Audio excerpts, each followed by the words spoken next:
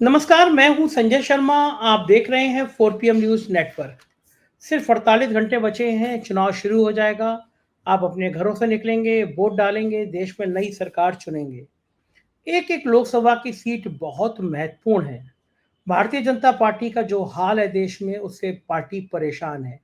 बंगाल, महाराष्ट्र, बिहार, कर्नाटक, इन जगहों पे भारी नुकसान होने की उसको उम्मीद है। अब वो नारे भरी लगा लें, अब की बार 400 पार और गोदी मीडिया और 500 पार का नारा लगाने लगे, मतलब गदगद होने लगे। नोएडा चैनल के एंकरियां डांस करने लगे। लेकिन हकीकत यह है कि इस समय के जो हालात है उसमें भाजपा 200 पार जाते हुए भी मुश्किल से नजर आ रही है। गोदी मीडिया के चैनल आप देखेंगे तो वहां आपको 400 पार की बातें जरूर सुनाई पड़ जाएगी, क्योंकि हजारों करोड़ रुपए गोदी मीडिया को इसीलिए दिया जाता है कि उन्हें साहेब की चमचागिरी करनी है, साहेब की तारीफें करनी है, साहेब को भगवान विष्णु का अवतार बताना है। लेकिन जमीनी ग्राउंड रिपोर्ट अगर आप देखेंगे तो वो कहीं जुदा है। हम आपको एक ऐसी लोकसभा सीट पे ले चल रहे हैं, मुजफ्फरनगर। आज मेरे मुजफ्फरनगर से एक पत्रकार साथी का फ़ोन आया और उन्होंने मुझसे कहा कि संजय जी, अगर कोई शर्त लगाने को तैयार हो लगा लीजिएगा, भारतीय जनता पार्टी यहाँ तीसरे नंबर पे रहेगी। अब मैं चौंका, मैं नींद में था। मैंने कहा, यार क्या बोल रहे हो? बोले, हाँ, वहाँ पे संजीव बालियान का जो केंद्रीय मंत्री रहे हैं मोदी सरकार में, उनका इतना ज़्यादा विरोध है कि बीजेपी को यहाँ दूसरे नंबर पे आने के लिए संघर्ष करना पड़ रहा है। ये बात ठीक है कि संजीव बालियान ने जो राजनीति की वो अब उनको भुगतनी पड़ रही है। इलाके में कहीं पे भी चले जाएंगे आप तो पता लोग कह देंगे कि भारतीय जनता पार्टी के में मिनिस्टर है सुरेश राणा, विधायक है संगीत सोम को हराने के लिए संजीव बालियान ने दिन रात एक कर दिया। और अब ये दोनों नेता पानी पी पी के उनकी जड़ों में मट्ठा डाल रहे हैं। योगी आदित्यनाथ को भेजा गया कि इस सीटों को थोड़ा मैनेज करिए, बातचीत करिए। लेकिन उनकी योगी आदित्यनाथ की सभा में संजीव बालियान के मुर्दाबाद के नारे लग गए। इसी इलाके में एक जगह पे पंचायती ठाकरों की 50-60 हजार गर्मी में ठाकुर इकट्ठे हुए, लोटे में नमक डाल के संकल्प लिया। ये एक परंपरा है इस इलाके की। क्षत्रिय जो होते हैं संकल्प लेते हैं। संकल्प लिया कि भारतीय जनता पार्टी के प्रत्याशी का विरोध करना है, इंडिया गठबंधन को सपोर्ट करना है। और बालियान की सीट पर त्यागी समाज हो या सैनी समाज हो, वो खुल के संजीव बालियान के विरोध में आ गया है। यहाँ पे हरेन मलिक को इंडिया गठबंधन ने अपना प्रत्याशी बनाया है। उनके बेटे पंकज मलिक विधायक हैं। बसपा से दारा सिंह प्रजापति उम्मीदवार हैं, जिन्होंने बालियान का खेल और बिगाड़ दिया है। 2019 के चुनाव में इस सीट पर संजीव बालियान ने राष्ट्रीय लोकदल के दिवंगत नेता अजीत सिंह को लगभग 6,000 वोटों से हराया था। बहुत कम मार्जिन था। और संजीव बालियान को 5,73,000 और अजीत सिंह को 5,67,000 वोट मिले थे। इस बार दोनों के बीच गठबंधन है, लोकदल के बीच में और बीजेपी में। लेकिन कहा जाता है कि जयंत चौधरी के करीबी लोग भी बालियान को अजीत सिंह की हार का मजा चखाना चाहते हैं, क्योंकि ये भुगतना चाहते हैं कि जिस तरह उनके नेता को हराया बालियान ने, तो अब हिसाब किताब बराबर किया जाएगा। 2014 का चुनाव भी बालियान ने बीएसपी के कादिर राणा को हराया के जीता था। लेकिन इस बार बालियान साहब बहुत ज़्यादा परेशानी में रहे, बड़बोले हैं। एक बार उन्होंने ब्राह्मण समुदाय को बहुत अपशब्द कह दिया था मंच पे, वो वीडियो वायरल हो गया था। परशुराम परिषद और तमाम ब्राह्मण संगठनों ने विरोध किया था। अब बालियान साहब के साथ कोई खड़ा होता नजर आ नहीं रहा है। उनके अपने ही उनको हराने की ताकतों में जुट गए हैं। क्या है माहौल, मेरे साथ बात करने के लिए मैं आपको ले चलता हूँ राशिद जहीर। बहुत सीनियर जर्नलिस्ट हैं इस इलाके की, एक एक राजनीति से वो वाकिफ हैं। हम लोग चलते हैं और राशिद जहीर से बात करते हैं। राशिद जी, मुजफ्फरनगर का जो हाल है वो हाल बड़ा बेहाल है। मुझसे हमारी टीम के रिपोर्टर क्षितिज कांत भी गए हैं वहाँ। उन्होंने जहाँ जो दौरा किया और जो दिखाया, मैं भी आगे चल के इस वीडियो में दिखाऊंगा। और वो बता रहा है कि चीज़ें बहुत खराब हैं। बालियान साहब को मतलब अ, गर्मी में भी पसीना तो आता ही आता है, लेकिन उनको गर्मी में भी ठंड लग रही होगी ज़्यादा। तो हालात हैं क्या? आपके पास मुजफ्फरनगर से क्या फीडबैक है? संजय सर, बालियान साहब की सीट का अंदाजा इस बात से भी लगाया जा सकता है कि संजीव बालियान 2014-2019 में जीते, 4 लाख से जब जीते तब तो खैर 5,000 से जीते थे, 4,000 से। वो जब बात करते थे, बड़े बड़े पत्रकार उनके सामने थे। एक बार मेरे भी इत्तेफाक से मौका हुआ, मोदी जी की रैली में मुझे मुलाकात हो गई। बड़ा सधावा वक्तव्य निकलता था, जमीनी नेता महसूस होते थे बातों से, और लगता यह था कि यह आदमी बिल्कुल सम्मान देना जानता है और अधिकारियों को इस तरह से डांटते थे। लोगों के लिए हमने देखा, समीक्षा करने आते थे मेरठ मंडल में, लेकिन इस बार चुनाव में उनकी वाणी, उनकी वेशभूषा और उनके एक्सप्रेशन, उससे कोई भी अंदाजा कर सकता है कि अब हालात क्या हो रहे हैं। बहुत ज्यादा हक्के भक्के, गुस्से में अपना आपा खोए हुए नजर आते हैं। आज आकर कोई समय वीडियो उठा लीजिए हाल का, ये तो बात है उनके, सिर्फ उनके, लेकिन ये अंदाजा किया जा सकता है। अब मुजफ्फरनगर की सीट की बात सुन लीजिए। परसों यानी कि कल, हाँ कल या परसों जो खेड़ा में हुई है बैठक राजपूतों की, वहां उनका घुसना मना है पहले से ही। और संजीव बालियान की हार का ज्यादा जिक्र इसलिए नहीं कर सकते, ना करना चाहिए। एक ही सीट, सरधना सीट, जहां 24 ही आती है ठाकुरों की, जो लोग इकट्ठा होकर के तमाम पंचायतों में जाते हैं, वो अकेली सीट के ठाकुर काफी हैं संजीव बालियान को हराने के लिए। और सबसे ज्यादा मुखर भी वही हैं, कस्में धर्मे भी, शपथ भी उन्होंने उठाई हैं। और वहां का जो विधायक थे पुराने वाले, वो तो बस पूछिए मत, योगी जी के आने के बावजूद भी उन पे ठंडे नहीं हुए। वो योगी जी ने उन्हें ठंडा भी नहीं किया, वो आपको भी पता है। तो वो आदमी बात जाते के साथ ही योगी जी के जाने के बाद ही बोला, वहां का बंदा, वो विधायक, कि संजीव बालियान का स्तर नहीं है मुझसे बात करने का। तो लेकिन संजीव बालियान को 1.5 लाख ठाकुर है इस सीट पर। संगीत सोम के बयान की बात कर रहे हैं ना, संगीत सोम ने कहा हाँ हाँ मैं हाँ हाँ हाँ हाँ, गुंडे नहीं सर पालता, आपको तो, जी बालियान जी का जी, स्तर नहीं है मुझसे बात करने का। बड़ा बवाल, हाँ बड़ा हाँ, वायरल हुआ है वो वीडियो उनका। जी जी जी, सर मैं इशारों में बात करता हूँ, आप नाम खोल देते हैं, ये भी कमाल की बात है। चलिए खैर, तो जनाबे मन वहां पर जो है ना 1.5 लाख ठाकुर है, 1.5 लाख जाट है, 3 लाख वोट है। हालांकि सबसे ज्यादा वोट जो है बनियों का है। तो वहां 1.5 लाख ठाकुर जो है, वो, मैं बहुत पहले भी हम प्रोग्राम बना चुके हैं, वहां पर इतना जबरदस्त तरीका का विरोध है कि उन ठाकुरों की अगर 70% वोट पड़ता है, 65%, उसमें से 1% वोट भी संजीव बालियान को नहीं जाएगा इस बार। इस बाप बारे में इतनी ज्यादा शर्त लगाई जा सकती है, क्योंकि हालांकि मैं कह रहा हूं ना कि वोटिंग डे पे पता नहीं रहता, लेकिन वोटिंग तो डे तो परसों है ना। तो अब जो है, अच्छा मनाने का भी मामला नहीं किया है संजीव बालियान ने। उन्होंने को पता था कि मैं उस गांव में जा भी नहीं पाऊंगा। अच्छा पहले से लोगों ने कहा कि आप उस गांव में जाते नहीं, आपसे नाराजगी बहुत है। कह रहे हाँ हाँ मैं जाऊंगा, मैं बात करूंगा। लेकिन अब ये संगीत सोम, ये तो एक सीट, सरदाना सीट, तो ये समझ लीजिए वो काफी है। अब आगे आ जाइए, वहां 5.5 लाख मुस्लिम है। अब अगर संजीव बालियान सपोज करो, मुस्लिम में तो जाएंगे नहीं, वो दलितों में जाएंगे। तो वहां पर काम क्या किया है ओबीसी में, वहां पर दारा सिंह प्रजापति खड़े, मायावती ऐसा काम कर रही है, कमाल ही कर दिया बैकडोर से। मतलब एक शेर सुनाऊंगा सर आपको मैं। हाँ, मैं सोच रहा था आप शेर नहीं सुना रहे कुछ भी, बिल्कुल सही सर बात है। वो शायर ने कहा कि उसने चाहा था जला दूं मैं तेरी तस्वीर है, उसने लिखा था मिटा दूं मैं तेरी तहरीर है, सोच ली मगर मैंने कुछ और ही तदबीर है। तो मायावती जी के बारे में हमारा सब लोगों का मशवरा ये होता था कि ये जो बी टीम के रूप में काम कर रही हैं, वरना इंडिया गठबंधन में क्यों नहीं आ रही। लेकिन सोच ली उसने कुछ और ही तदबीर है। मैं जिस सीट पर भी घूम रहा हूँ, मायावती जी का कैंडिडेट 50,000, 1 लाख, 1.5 लाख, इनका कोर वोट पे डेंट पड़ता हुआ दिख रहा है। बीजेपी प्रजापति वोट कहाँ जाता, हाँ बीजेपी पर है ना, प्रजापति वोट का, हाँ जाहिर है बीजेपी प्रजापति वोट कहाँ जाता था, भाजपा। प्रजापति वोट भाजपा पे जाता था। अब दारा सिंह प्रजापति बहुत मजबूत और बड़े पैसा खर्च करना है वहां पे, वो तो उनका भी वोट 1,20,000, तो लगभग लगभग सैनियों का वोट है वहां। अब वो जो है वोट वहां पर अगर कट गया, और वो जाहिर सी बात है जो है, दूसरे जो बंदे हरिंदर मलिक, अरे जबरदस्त लड़ रहे हैं वो उन्हीं की वजह से तो पिछली बार वो वहां पर कैराने में हार गए थे, वो जो बंदे तबस्सुम असम, क्योंकि ये कांग्रेस से लड़ पड़े थे, 65,000 वोट आ गई। इनका बेटा एक विधानसभा सीट से विधायक है। और जाटों का जो 1.5 लाख वोट है, अजीत सिंह को अचानक उनको दर्द आ गया। मैं एक बात और बताऊंगा आपको इसमें तफरीह में, ऐसा हुआ बागपत सीट पे सोमपाल शास्त्री ने एक बार अजीत सिंह को हरा दिया।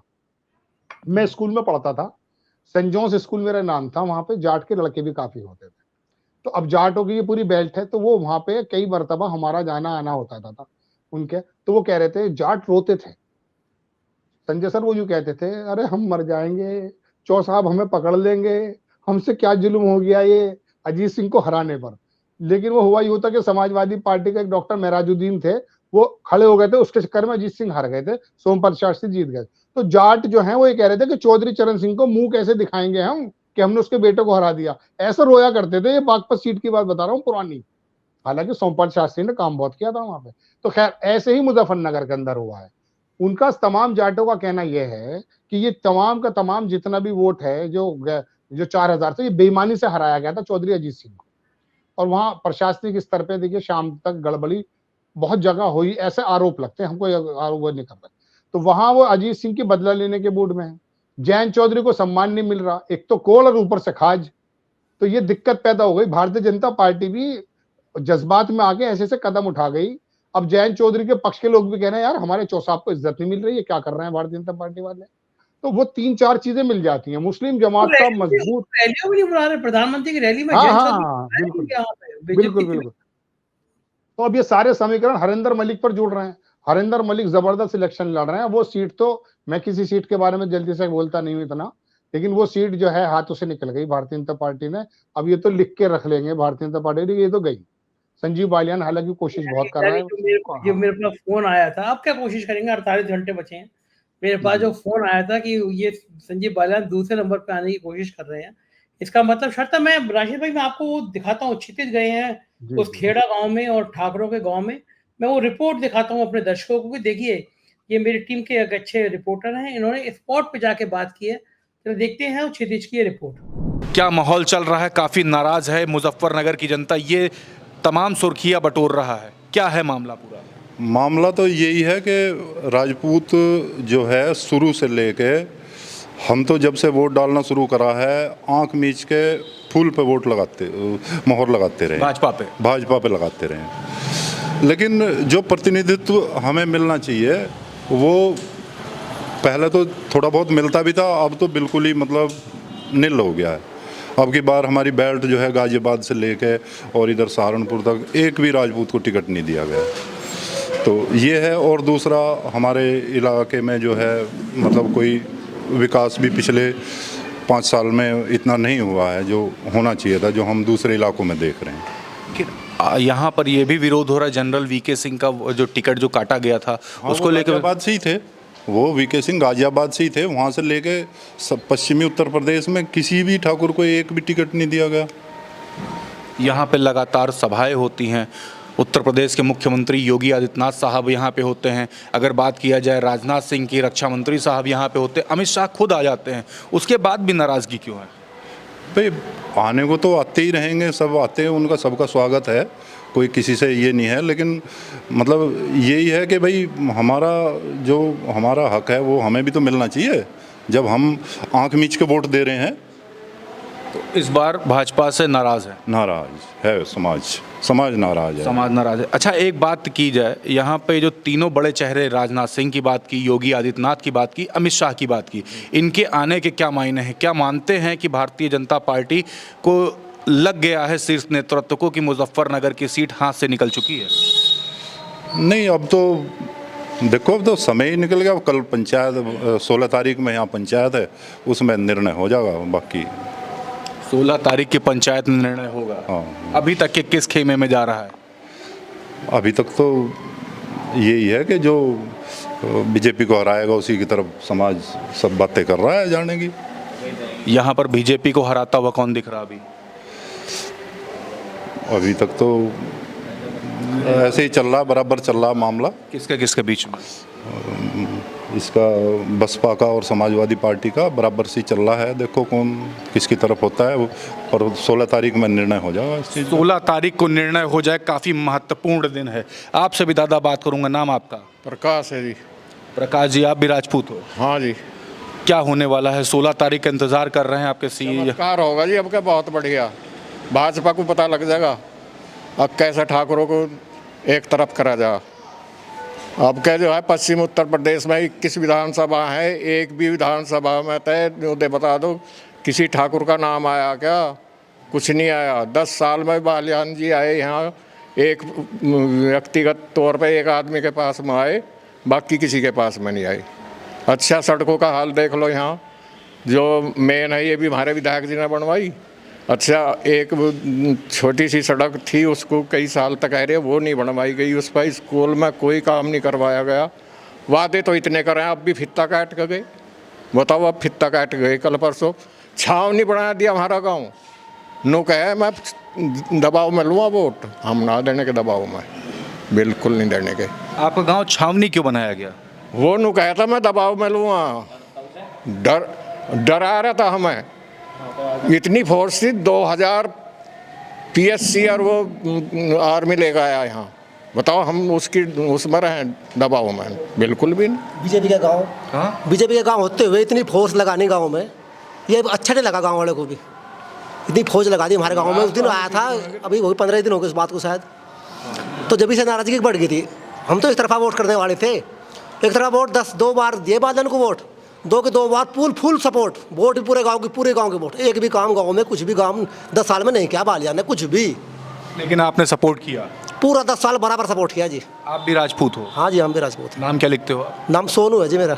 सोनू जी, एक बात और होती है, मुजफ्फरनगर में मैं चौराहों पर बैठा, चाय की दुकानों पर बैठा, वहाँ ये बातें कर रहे हैं कि जो सूबे के मुख्यमंत्री योगी आदित्यनाथ हैं, उनकी ताकत कम करना चाहते हैं प्रधानमंत्री नरेंद्र मोदी और अमित शाह। इस तरीके की बातें हो रही, क्या वाकई में इस तरीके से लगता है आपको?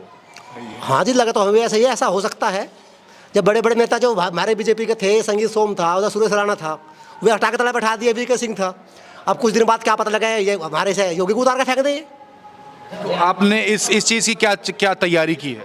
तैयारी है जी, पश्चिमी यूपी में सहारनपुर से लेकर मुझे गाजियाबाद तक, अब हम चाह रहे सारी बीजेपी की सारी सीट क्लियर हार के जाऊँ यहाँ से। ये तो आप लोगों ने पूरे इस तरीके से पूरी बेल्ट में तैयारी कर रहे हैं? हाँ जी, अभी दड़ौता में पंचायत हुई थी बहुत बड़ी, ससोली में भी होली इधर, और खेड़ा में है लास्ट वाली। ये ताकत तो पूरी लगाएंगे जी हम राजपूत समाज जी।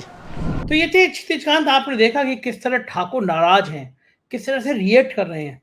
राशिद भाई, ये तो इतने खुलेआम ठाकुर धमकी दे रहे हैं कि किसी कीमत पे कसम खा रहे हैं कि नहीं जाएंगे बीजेपी में। तो अगर ये ठाकुर हरेंद्र मलिक के साथ चले गए तो तश्तरी में अब तो केवल जिला निर्वाचन अधिकारी को नाम भरना है और तो कुछ बचा नहीं है। हरेंद्र मलिक लिखना है बस केवल उनको। मुजफ्फरनगर में बिल्कुल यही हालात हैं सर, जो आप कह रहे हैं वो वाकई बहुत शानदार। और अखिलेश यादव को भी इसमें मैं कहूंगा कि वो हरेंद्र मलिक पे अड़ क्यों गए थे, उसकी वजह शायद यही थी।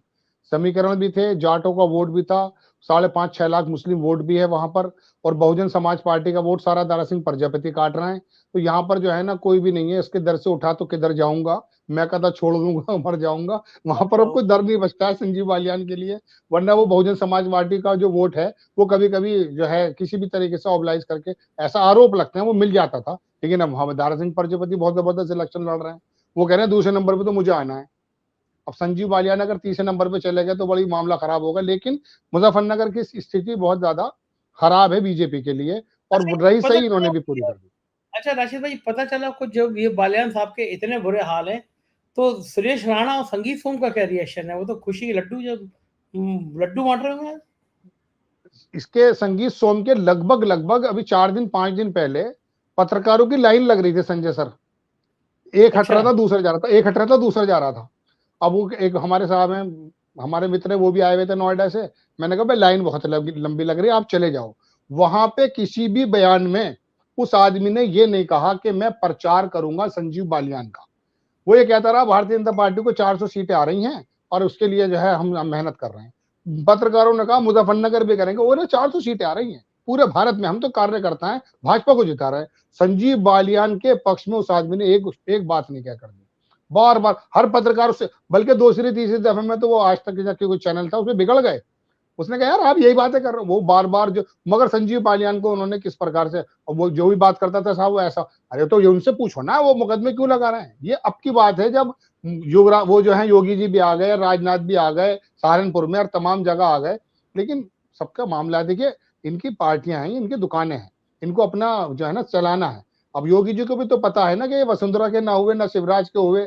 अब मैं अगर आपसे वहां से गिनाना शुरू करूं छत्तीसगढ़ से, तो रमन सिंह रोते में मिलेंगे, बीच में कहीं बिहार अगर पड़ गया तो वहां पे मोदी, सुशील मोदी मिलेंगे, वहां पे फडणवीस पकड़ रहे हैं, वहां नितिन गडकरी उल्टे लेटे हैं। मतलब इनको सबने इन्हें होश उड़ा कर रख दिए। तो योगी जी थोड़ी मानेंगे।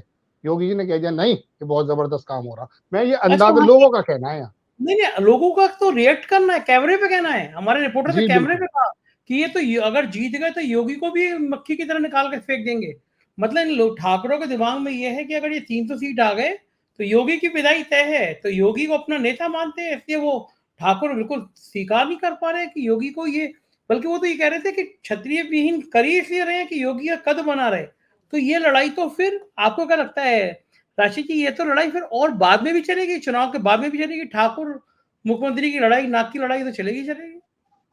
देखिए राजनीति का एक नियम है कि विपक्ष हमेशा मजबूत होना चाहिए और एक बहुत बड़े नेता हैं, वो ये कहा करते थे हमें मजबूत सरकार नहीं मजबूर सरकार चाहिए, क्योंकि मजबूत जब सरकार हो जाती है तो वो क्या करती है, निरंकुश हो जाती है।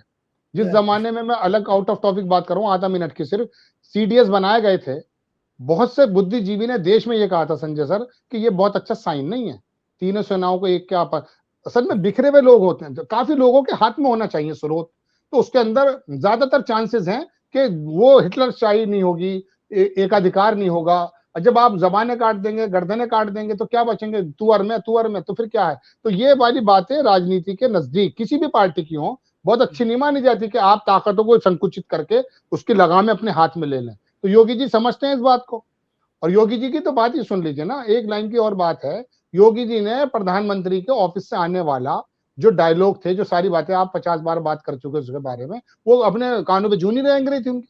कई सारे कपड़े जो है सिलसिल के मैले हो गए उसके राज भर के, तब जाके उन्होंने कहा चल यार पकड़, अब तो बिल्कुल ही सर पे आ गई ये बात, वरना वो मानते नहीं है। और योगी जी की राजनीति, मैं तो इससे इंप्रेस हूँ साहब बहुत। और वो, उनको अपना अधिकार है अपने बारे में सोचने का, उनको अपना अधिकार नहीं है सोचने का। वो देश के पीएम लोग उनको जो है ताबीर कर रहे हैं।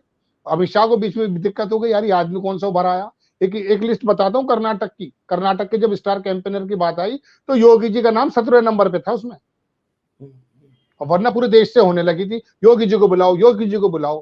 तो ये तो दिक्कत पैदा हो गई ना। ये तो एक बड़े भरोसे के आदमी ने बताया कि योगी जी ने अभी संदेशा भिजवा दिया दिल्ली को कि अगर आपके मन में ये है कि चुनाव के बाद सरकार बनेगी तो मैं दिल्ली आ जाऊंगा, मंत्री बन जाऊंगा, तो मुझे पहले बता दीजिएगा, मैं गोरखपुर चला जाऊंगा, जिंदगी भर हिंदुत्व की बात करूंगा, लड़ूंगा।